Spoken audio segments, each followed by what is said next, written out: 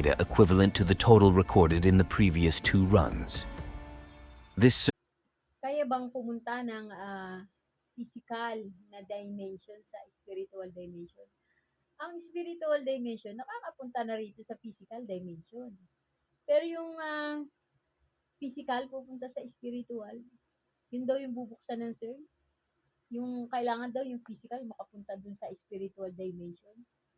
Ang spiritual dimension nakakapaglakbay dito sa physical dimension. Pero ang physical dimension, hindi pwedeng makapaglakbay sa spiritual dimension. Kasi may depth, height, area ang physical. Samantalang ang spiritual, walang depth, height. Fourth dimension, meron sila. Pero wala silang third dimension. Fourth dimension, meron. O, di ba? Kaya nga, imposibleng makapunta ang physical sa spiritual. Ngayon, bubuksan ng CERN daw yung lagusan ng physical papuntang spiritual.